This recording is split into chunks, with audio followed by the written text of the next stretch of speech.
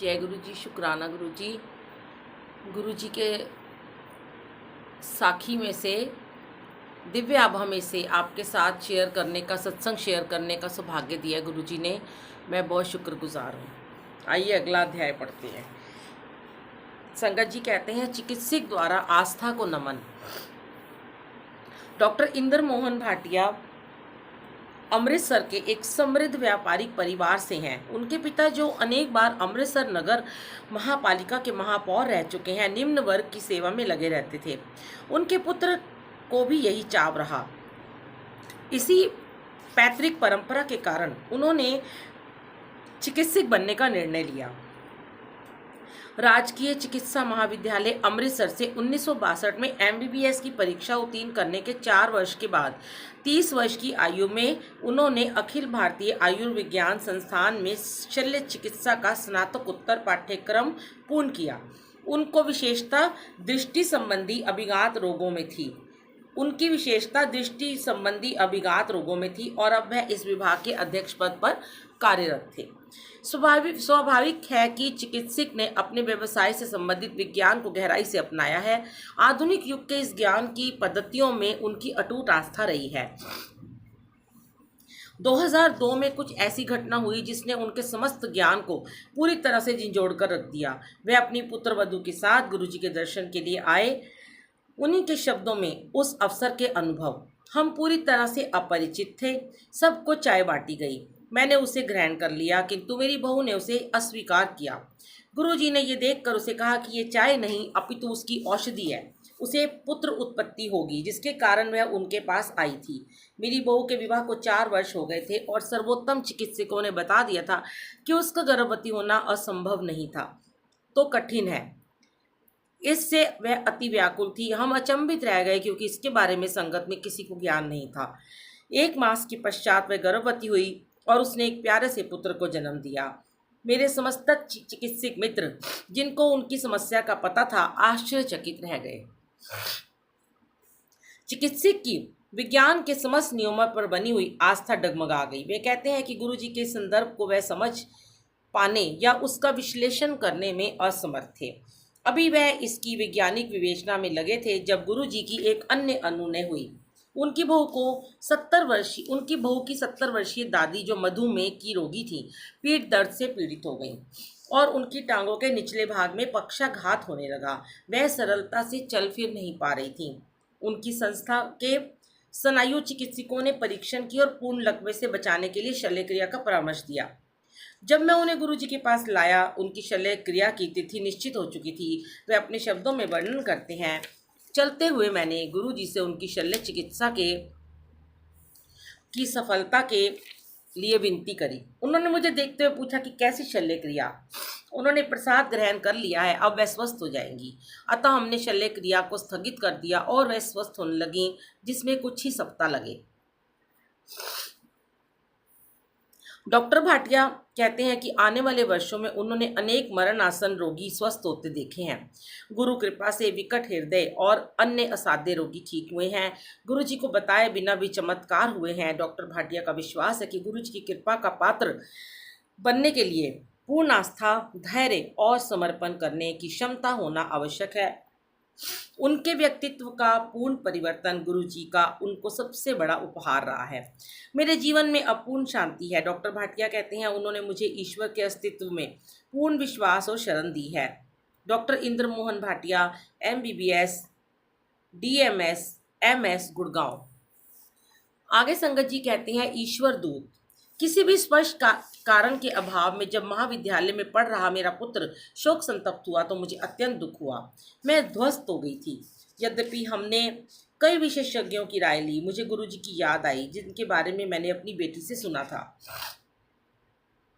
मेरी बेटी की एक मित्र का परिवार गुरुजी के पास जाते थे। मित्र की मां ने गुरुजी से परिचय कराने का प्रस्ताव स्वीकार कर लिया था। उन्होंने बार बार ये आश्वासन दिया कि सब कुछ पहले जैसा हो जाएगा और मेरे पुत्र का वश भी नष्ट नहीं होगा। गुरुजी सब सही कर देंगे। मैं तो अपने पुत्र को स्वस्थ देखना चाहती थी। महाविद्यालय में 1 वर्ष का नुकसान तो कोई विशेष बात नहीं थी।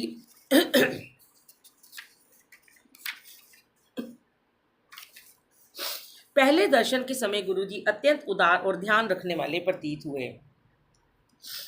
एक बार उन्होंने सब कुछ ठीक होने की बात कही तो मैं निश्चिंत हो गई। गुरुजी की कृपा से मेरे पुत्र ने शनै शनै प्रगति करनी प्रारंभ कर दी। चिकित्सक के परामर्श के विरुद्ध मेरे पुत्र ने आधी परीक्षाएं नियत कार्यक्रम के अनुसार दी। उसके पश्चात महाविद्यालय के अधिकारियों ने उसे 1 मास के उपरांत शेष परीक्षाएं देने की आज्ञा दे दी। फलस्वरूप वह सब में अच्छे नंबर लेकर उत्तीर्ण हुआ। परमात्मा और गुरुजी की कृपा से मेरा पुत्र 1 माह में पूर्ण रूप से रोग निवृत्त हो गया। अब वह आनंद पूर्वक अपने छात्रावास में रहकर अच्छी तरह से अध्ययन कर रहा है।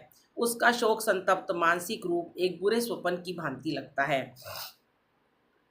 गुरुजी से मिलने के पश्चात ऐसा प्रतीत होता है कि पूरे परिवार को उनका स्नेह प्राप्त हुआ है। हमें उनकी छाया में सुरक्षा का आभास होता है। मैं गुरुजी की दया के लिए सदा उनकी कृतज्ञ रहूंगी। वह वास्तव में ईश्वर के दूत हैं, एक भक्त। आगे संगत जी कहते हैं, नम आकाश पर प्रज्वलित सूर्य। अपने गुरु की महानता का वर्णन करने की मुझ में तो सामर्थ्य नहीं है क्योंकि मात्र शब्द उनकी अद्वितीय दिव्यता के लिए अपर्याप्त है। तथापि उनकी आज्ञा से आदर और प्रेम से भरे कुछ शब्दों में उन्होंने अपनी कृपा से हमें कैसे धन्य किया, ये अनुभव आपके साथ बांट रही हूँ। जीवन के अस्तित्व का मार्ग मोक्ष प्राप्ति की कामना के समान है। जो अपने जीवन की बागडोर अपने गुरु को समर्पित कर देते हैं उनके लिए सरल हो जाता है।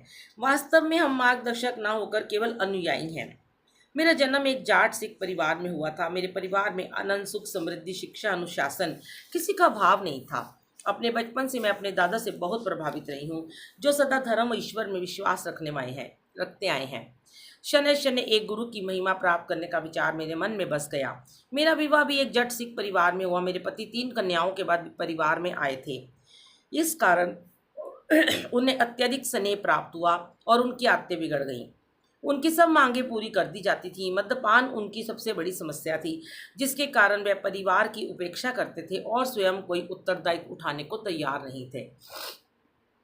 हर लड़की का स्वप्न सुखी दाम्पत्य जीवन का होता है और मैं कोई अपवाद नहीं थी। पर जब परिवार का पालक ही नशे में डूबा रहे तो किसी के वश में कुछ नहीं रहता। रोज की छोटी मोटी समस्याएं अजय लगती हैं। कंधों पर परिवार का बोझ और मेरी दुखी अवस्था ने शीघ्र ही मेरा जीवन नरक बना दिया। उन्हीं दिनों मेरे दादा घर आए। मेरे अंदर ठहरा हुआ दुखों का बांध मानो टूट गया और उन्हें विश्वास हो गया कि मेरी सहायता होनी चाहिए। मैंने भीगी आंखों से उन्हें बताया कि मुझे पूर्ण गुरु की आवश्यकता है। हम अपने नश्वर शरीर और मन के लगातार प्रयत्नों से भी गुरु के पास नहीं पहुंच सकते जब तक हम उनके निर्देशित मार्ग पर चलने को तत्पर नहीं हैं। ऐसी अवस्था आने पर गुरु स्वयं हमें अपने समीप बुलाने का सहज मार्ग निकाल लेते हैं। थोड़े समय के बाद मेरी माँ मुझे गुरुजी के पास ले गई। गुरुजी के यहाँ पहुँचते ही मुझे गुलाब पुष्पों की सुगंध आई। उन्हें देखकर मेरी आंखों में पानी भर आया। अगले कुछ घंटों तक जब तक मैं वहाँ बैठी रही, मेरी आंखों से निरंतर अश्रु प्रवाहित होते रहे। उस पहले दर्शन के बाद भी जब मेरी गुरुजी से भेंट होती थी तब मैं अपनी भावनाओं पर नियंत्रण नहीं रख पाती थी। हर दर्शन के समय मुझे शांति की प्राप्ति होती थी। पर क्यों, ये मेरी तुच्छ बुद्धि को कभी समझ में नहीं आया।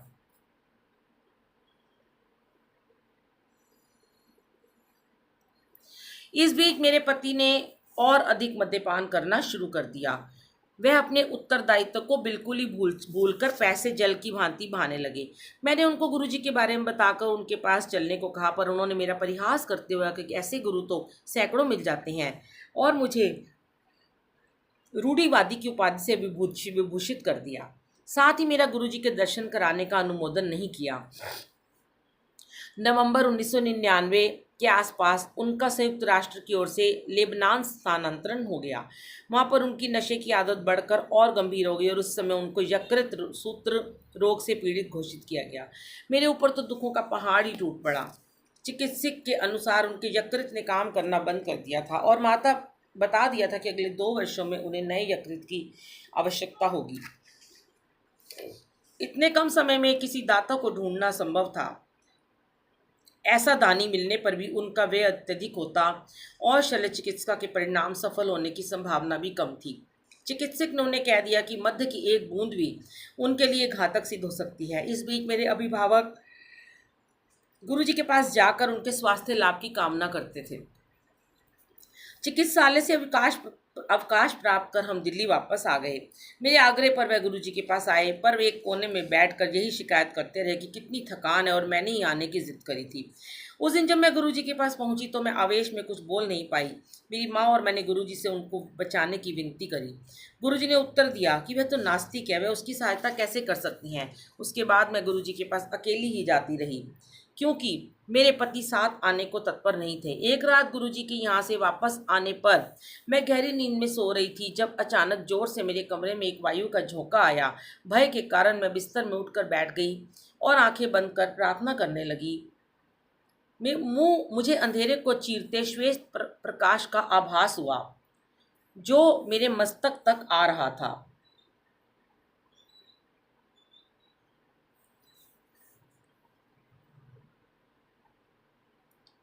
उस श्वेत प्रकाश के मध्य में गुरुजी की आकृति थी। उन्होंने कहा कि वह अब मेरे पति को ठीक करेंगे। अगले 15-20 मिनट तक शल्य कक्षों के समान गंध आती रही। उसके बाद जब सब साफ हो गया तो गुरुजी ने कहा कि उन्होंने मेरे पति को स्वस्थ कर दिया है।